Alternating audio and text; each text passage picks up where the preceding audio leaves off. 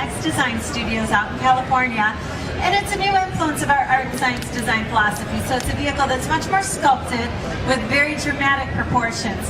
Now underneath the hood you've got a 4.5 liter twin turbo V8 engine. This gives you 500 horsepower, 500 foot-pounds of torque. We've designed functional vents right there in the hood line. And you'll also see that this vehicle is very committed and geared towards performance. We feature ceramic brakes, nice big wheels, 22 by 9-inch wheels, so nice and wide to give you that stable ride. Now as you look around the El Mirage concept, make sure you check out, I obviously a nice big grill, but check out our crest. This is Cadillac's new logo, our new emblem. If you see the back wall to my right, what you'll see is the evolution of all of our different emblems or logos over the course of our history. We've actually changed it 35 different times. I thought that was pretty interesting. I always like to throw that in there. But in January for 2014, what you're looking at is a beautiful new shield. Fits our lineup very nicely in the respect. As you look around the product floor here, you're going to see the vehicles are getting lower, they're getting wider, and that's emulated in that shield there as well. So obviously the El Mirage proudly displays that. First vehicle in our product line that will get the new shield is our ATS Coupe on the other turntable across the way there. So we'll see it in the rest of the lineup in the near future. Now another interesting fact I always like to talk about with the El Mirage concept is the overall length. Obviously it's a nice big vehicle, kind of traditional Cadillac if you think about how we always made our vehicles back in the day.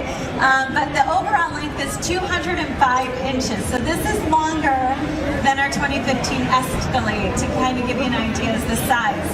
As far as the interior, you're certainly going to see beautiful materials, everything authentic. Obviously, a lot of attention to detail as well as craftsmanship. Being a concept, we're not allowed to open the doors, so I will let you know. Feel free to come in closer to the glass here so you have a better opportunity to see some of those features I talk about on the inside. You have this beautiful caramel leather scattered throughout. Nice French stitching. Notice it's almost an orange color, so it just accentuates and pops to give you a little more of a dramatic styling on the inside. Any of the metals that you see, it's probably notable right by the seat belts here. That's a titanium insert. On the doors it's backlit, so it just accentuates the lines of the interior. And then the wood. The wood is absolutely beautiful. You're going to find it up the center stack, the bottom back portion of those front seats, and you get a great view from the back of the vehicle. So before leaving, make sure you take a look. But also Brazilian rosewood will also be featured on the entire roof line of the El Mirage concept. So you kind of have to look up and under, but it's a beautiful sight. The designers obviously pour a lot of attention into these concepts, and it's very intricate, the process. We handpick fallen trees, and it goes through a three-dimensional carving process so that they have control of the grain that they want to showcase inside this vehicle. The technology on the El Mirage concept is outstanding. Take a look at the instrument cluster here. You'll notice it's a multi-dimensional screen. That tach and speedometer are utilizing transparent screens. Now we have a video, because obviously we're not driving the vehicle, but it's in a show mode where it's showing you the capability of what the instrument cluster can do. And you'll notice they've designed it so if you mount a camera on the front, it's going to display the entire instrument cluster screen, giving you full use of that screen. A navigation screen is mounted in the center. Very thoughtful technology as well. It's a light-up technology, so 10-inch screen that's high definition. I like the fact that you can choose to have it up or down, because if you are enjoying a beautiful ride up north inside a vehicle of this nature, the navigation screen can drop down. It'll blend seamlessly in the dash and not be a distraction for you. So as I said, very thoughtful feature. Now the doors do open. I like to let everyone know that, although I'm not allowed to be in a concept, and I will show you the handles kind of actually in this nature. It's blended with the vehicle. It's a very intentional way that they've done that. They didn't want to design an actual door handle because as you look at the vehicle, it takes away from the lines. That's part of the reason there's no B-pillar. The designers wanted your eyes to flow a certain way in lines with the vehicle. So as you can see, they've extended this line down into the wheel, for example. But there is one there. It does function. All of our concepts at GM actually do operate. They pride themselves of that. We have video footage of this vehicle actually on the highway. Now when the doors open, it's actually on a special hinge. The designers did notify us of that. So not only does it open, it'll shift forward. The idea behind that is so that it creates more space as you enter and exit this vehicle. Being that it's a Grand Coupe, we know any coupe in the industry, if you're the one that has to sit in the back seat, certainly it's going to be a challenge. So they've actually done something to rectify that. All four seats are powered. They've added a valet mode, so you push a button on the back of this front seat. The front will shift forward about 10 inches out of your way.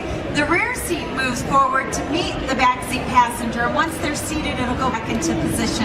All 4 seats are performance seats. They have a recline feature as well, even in the back. That's why there's that gap there. And there's also individual climate control for all 4 passengers. So luxury certainly is the theme with this vehicle, but also performance as well. Now, the name. This is a very common question. Where did we come up with the name of the El Mirage? So I always like to address that. If you are familiar with California, that's where our design studios are. El Mirage, California. It's a dry lake bed out in California there. High-speed tests are done there. Started off in the 20s or 30s, which is a debatable year, by the way. But that said, it still goes on to this day. But as you look at this vehicle, I'm sure you're looking and noticing styling traits of the Cadillac we used to make back in the day. And it's specifically the 67 Eldorado. Absolutely. So between those 2 sources, that's where they've actually developed the name of this vehicle. Last but not least, my number 1 question is always, when are we making this vehicle? When's it hitting production? So I always like to address that with everyone. As of right now, the El Mirage is just that, a concept vehicle.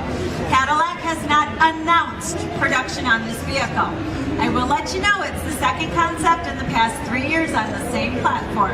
That doesn't happen very often. We have a great track record here at Cadillac of getting our concepts into production and actually looking like the concept vehicle. We have 4 production vehicles right now in our lineup that did start off as concepts and made it to production. So I always like to tell everyone, never say never. I think it is safer to say stay tuned to see what's to come in the next, we'll say near future here at Cadillac. So if you have any questions on the El Mirage concept, definitely feel free to ask. Once again, my name is Tracy. Thanks so much for your time. Thanks for dropping by Cadillac today. And you guys have a great time here while you're enjoying the New York Auto Show.